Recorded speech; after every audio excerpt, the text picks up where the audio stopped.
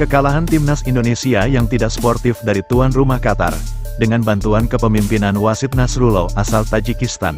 Serangan netizen Indonesia bahkan disorot banyak media asing. Bagaimana tidak, baru satu hari usai pertandingan, lebih dari 700.000 komentar menohok netizen Indonesia, menyerbu akun Instagram pribadi wasit asal Tajikistan tersebut. Saking gilanya, sampai media asing banyak yang terkaget-kaget. Bisa dibayangkan, dengan hitungan jam saja, hujatan sebanyak 700.000 lebih. Jumlah itu terus bertambah tiap waktunya. Komentar hujatan yang menyerbu akun Instagram wasit tersebut, memang benar-benar menjadi trending topik dunia. Bagaimana tidak, keputusan wasit yang sangat merugikan Indonesia itu, sangat memalukan pagelaran akbar itu sendiri. Berbagai media dunia menyebut, netizen Indonesia benar-benar gila. Siapapun akan hancur jika diserang netizen Indonesia. Bisa dibayangkan, lebih dari 700.000 komentar pahit itu terjadi hanya dengan hitungan jam saja. Dan diperkirakan jumlah hujatan itu akan terus bertambah, mungkin akan mencapai jutaan. Pertandingan perdana yang mempertemukan tim tuan setelah mengalami kekalahan atas tuan rumah Qatar. Pertandingan yang diwarnai momen yang sangat merugikan skuad Garuda. Laga yang penuh kontroversial tersebut, mengakibatkan timnas Indonesia berada di klasemen buncit dengan torehan 0 poin dan minus 2 gol. Laga kedua melawan Australia yang juga menjadi pertandingan penentu nasib skuad Garuda di ajang tersebut, timnas Indonesia akan menjalani pertandingan hidup dan mati melawan Australia pada laga kedua grup A Piala Asia U23 2024, yang akan digelar di Stadion Abdullah bin Khalifa, Doha pada hari Kamis jam 8 malam. Menatap pertandingan yang sangat penting itu, ada sebuah janji yang diutarakan oleh pelatih timnas Indonesia Sintayong pada PSSI. Dengan penuh percaya diri, Sintayong mematok minimal menembus babak 4 besar di Piala Asia U23 tahun ini. Melihat kondisi di laga pertama yang begitu pelik, membuat Sintayong dan para pemain mengalami penurunan mood. Pelatih asal Korea Selatan tersebut mengatakan, kondisi para pemain saat ini sedang menurun. Dalam artian, para pemain mengalami kekecewaan atas banyaknya keputusan wasit yang berat sebelah. Hal itu mengakibatkan para pemain mengalami penurunan gairah bertanding.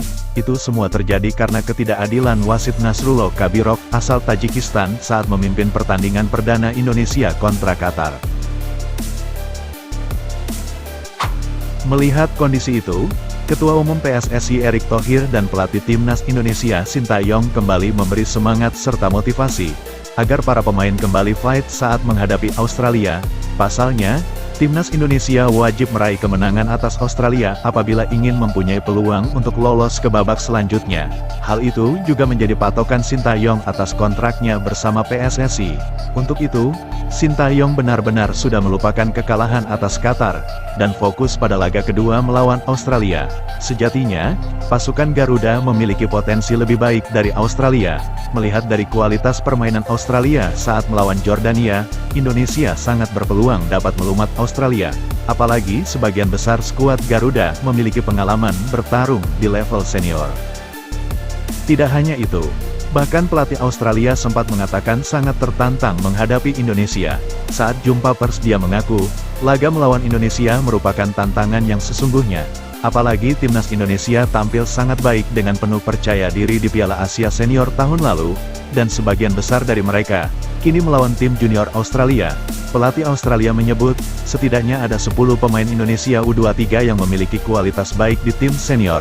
Walau begitu, bagi Sintayong pertandingan ini tentu saja berpotensi cukup sulit. Sebab, tentunya Australia juga mengincar hasil kemenangan, setelah sebelumnya bermain imbang tanpa gol saat melawan Yordania dalam laga pertamanya.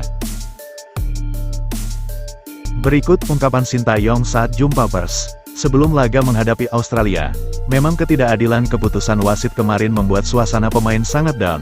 Tapi karena akan ada pertandingan penting lagi, jadi saya berusaha semaksimal mungkin untuk menghibur pemain agar segera melupakan pertandingan kontroversial kemarin. Untuk porsi latihan sendiri, kami fokus ke latihan fisik dan taktik untuk mengantisipasi permainan Australia.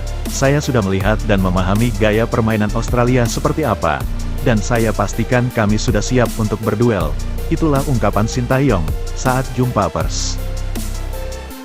Tidak hanya menyiapkan strategi saja, walaupun Ivar Jenner dan Ramadan Sananta sudah dipastikan absen. Namun kabar baiknya, skuad Garuda memiliki amunisi kekuatan tambahan. Ada beberapa pemain pengganti yang dipastikan bertambah dan mengisi kekosongan itu dalam pertandingan menghadapi Australia. Dipastikan, Justin Hubner akan tampil melawan Australia. Justin sudah tiba di Qatar pada hari Kamis pagi. Dengan motivasi dan pengalaman timnas Indonesia U23 di level senior, Sintayong dan PSSI optimis dapat meraih hasil baik saat melawan Australia.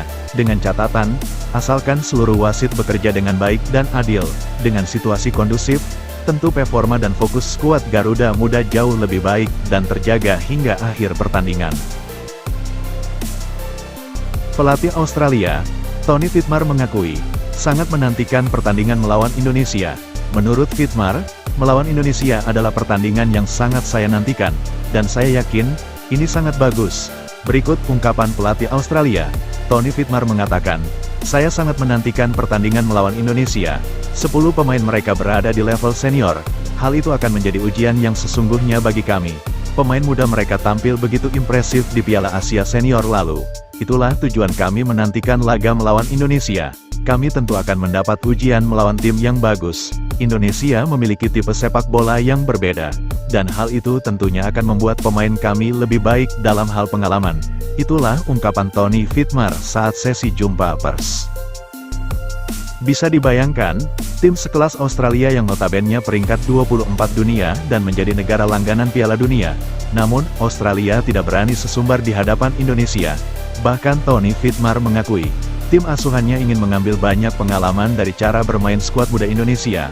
Pemain Indonesia termasuk salah satu tim termuda di turnamen ini. Tapi dari segi pengalaman dan visi bermain, serta kepercayaan diri para pemain muda Indonesia tidak diragukan lagi. Tim muda mereka sangat baik, melawan tim raksasa senior pun mereka tidak gentar. Apalagi mereka tampil di turnamen junior seperti saat ini. Bahkan Indonesia dianggap salah satu tim terkuat di turnamen Piala Asia U23 ini. Berikut prediksi jalannya pertandingan. Kemungkinan besar, Australia akan bermain lebih mendilai dan berhati-hati, mengingat Tony Fittmar sudah mengetahui gaya permainan Indonesia yang begitu impresif, dan tampil percaya diri tinggi di setiap laga. Para pemain Indonesia juga dibekali skill individu. Untuk prediksi line up, kemungkinan Australia akan memasang formasi 4-4-2. Formasi tersebut kerap digunakan Fittmar saat menghadapi lawan yang kekuatannya dianggap berimbang, atau sedikit di atasnya. Dengan formasi 4-4-2, artinya, Australia akan bermain aman dan lebih cenderung mendilai, dengan kestabilan di setiap lininya, tidak bertahan total, namun juga tidak menyerang secara masif. Dan sebaliknya dengan prediksi strategi timnas Indonesia, diprediksi, Sintayong akan menurunkan formasi menyerang sejak menit awal, dengan susunan pemain 3-4-3. Apalagi, hal itu diperkuat dengan pernyataan Sintayong yang optimis meraih hasil baik saat laga kedua melawan Australia. Sintayong sudah memahami permainan Australia, dan Sintayong sendiri sudah menyiapkan strategi saat sesi latihan taktik untuk menghadapi Australia.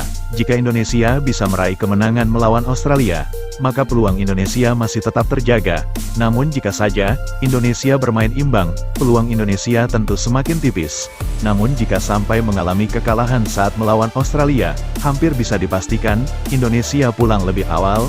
Bagaimana dengan prediksi skor kalian?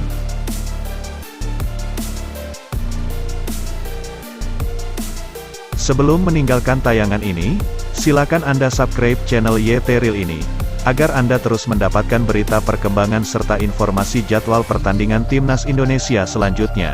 Sampai jumpa di tayangan berikutnya. Bye YT Real.